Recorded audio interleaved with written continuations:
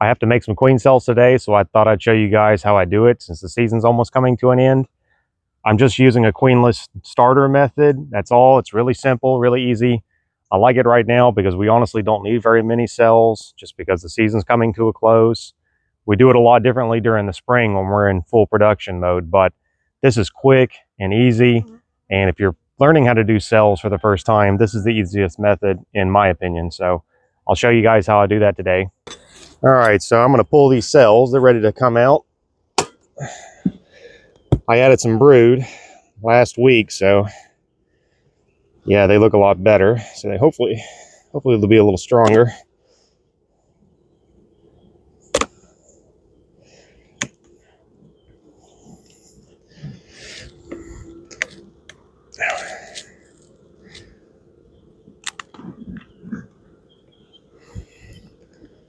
Let's see, what do they have for us this week? Not too bad actually. Yeah, they look pretty nice. It's you get a lot better take when there's a natural pollen flow coming on, that's for sure. So I just smoked the bees off gently. Try not to get the smoke too hot. I don't want to melt the cells at all. And I have a little bee brush. I'll brush off what I can. Just want to be gentle.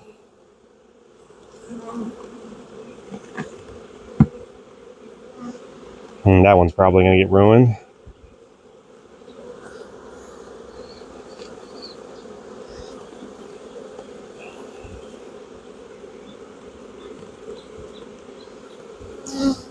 If anybody's wondering, I just build these things, as long as there's a pollen flow coming on, I just build them 4 frames of cat brood.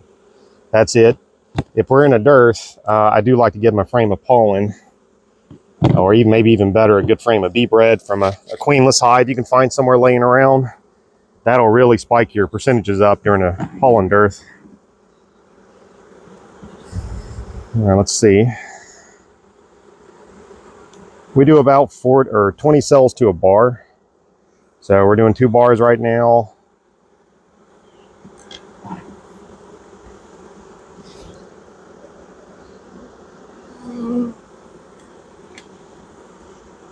So I had to go to my calculator real quick because I can't do that kind of math in my head, but 27 out of 40 was a 67.5%, which honestly in fall, I'm pretty fine with that. You saw the cells, they've got their full roll jelly. You can see all the white there. So they're really well fed. I thought they were good sized. Everything was capped.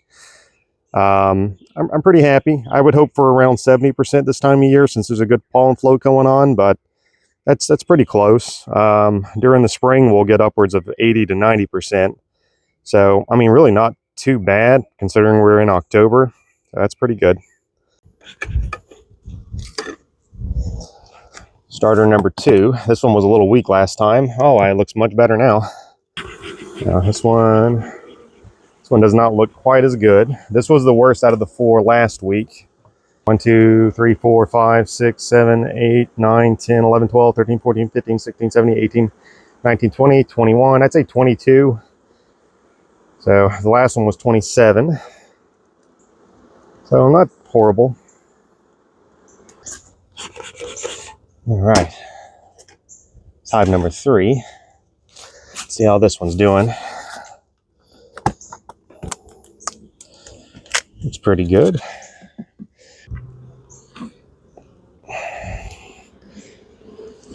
Okay, cells look pretty good.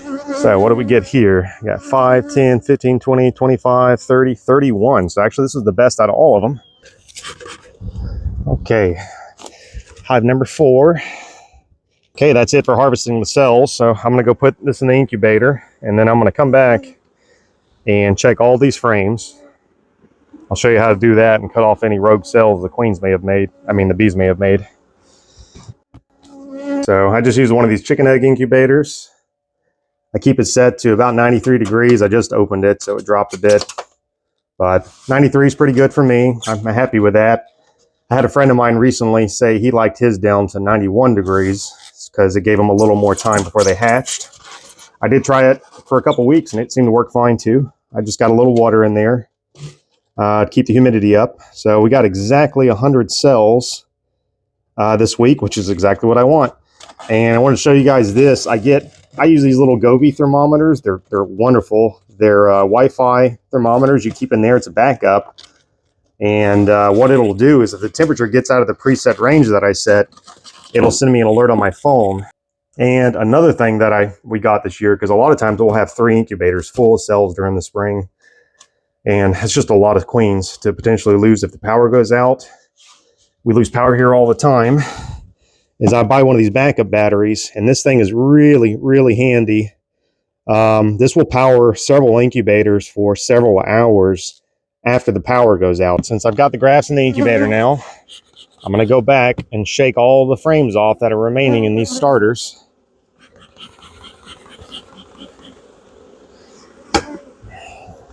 And check for any rogue cells the bees may have raised themselves.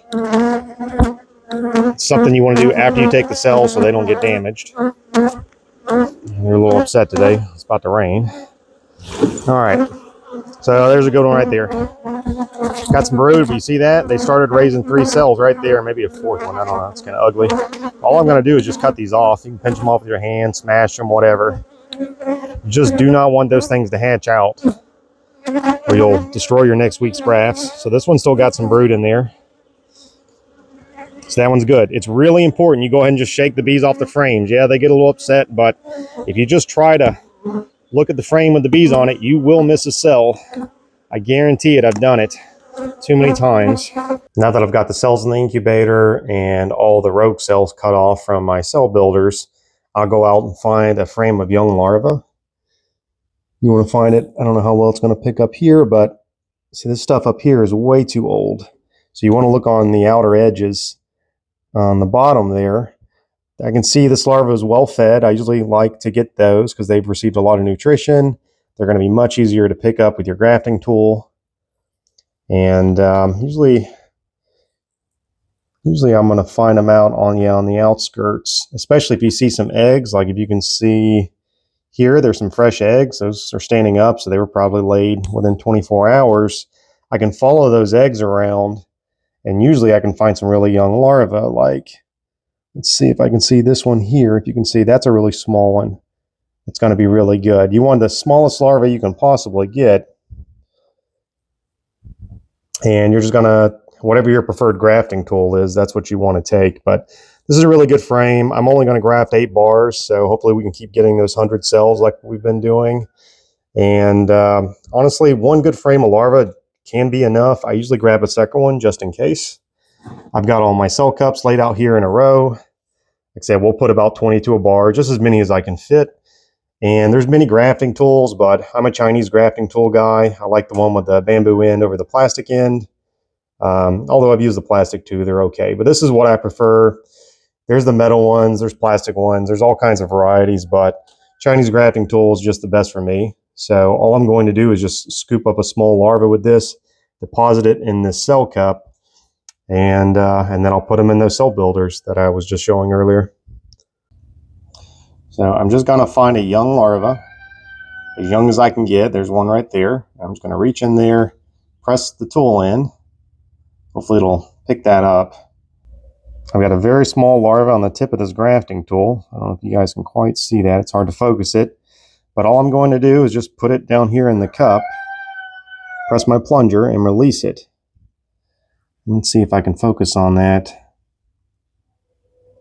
Yeah, it's very small, just right in the center. I don't prime my cell cups with rolled jelly or honey or anything. I do dry grafting, just like this. And I'm just going to fill up all these smaller cups, each one with a single larva right there in the center. It's plenty of rolled jelly. It's not going to dry out. It's going to be just fine. All right, so I've got a young larva in the bottom of each of these cups, if you can see it. Some of them are a little hard to spot, I see here on the camera, but didn't take long, just took a couple minutes to graft this 1 bar. I'm going to do 7 more bars for 8 total. That's just like what I harvested today.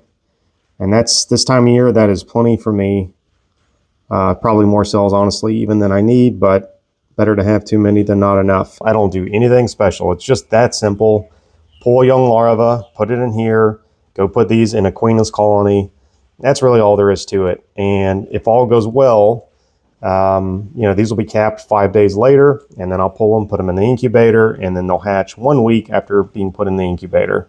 And that's just really how we do it. This is just a really simple, easy method. You don't have to overthink it. So these are the grafts. I grafted 8 bars. Didn't take long at all, you know, 15 minutes or so to graft.